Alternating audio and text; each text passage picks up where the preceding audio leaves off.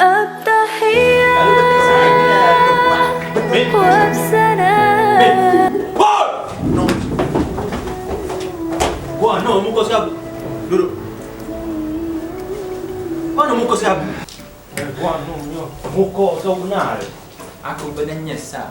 Ni kau akan bodoh umur 11 tahun. Niat mula-mula nak tolong. Tak suka pula pakai aku jadi susah. Lajulah! Bak apa pula, bak apa? Gini cerita dia. Sayang! Kenapa bang? Mana mak kena abang? Mak bang, tak sempat nak masak ni. Patut nanti ada produk air lagi.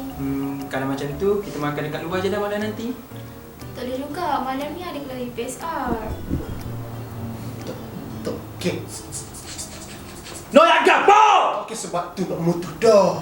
Relax pada. Oh tu tak apa lagi. Hot ni. Sayang? Oh sayang, Meh dah tidur dengan abang ni. Abang tidur dulu. Nafkah? Nafkah? Dah lah aku nak win nafkah batin pun tak cakap boleh. Syukur lah, boleh! Ada tak dia buat kamu-kamu macam ni? Gana enak ayat. Hadiah. Nah, donat RM1 untuk awak. Awak donat? Tak donat ni. Nasi awak.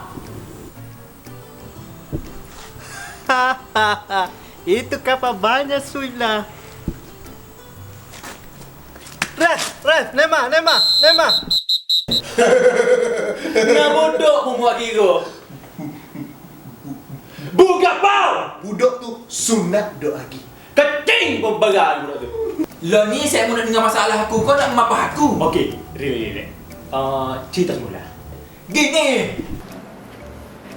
Sayang, Ya bang. minggu ni abang dapat gaji. Jom kita keluar. Alah, minggu ni tak boleh. Kenapa pula ya? Sebab ada tuition. Lepas tu, kerja matematik yang cikgu bagi pun tak siap lagi. التحية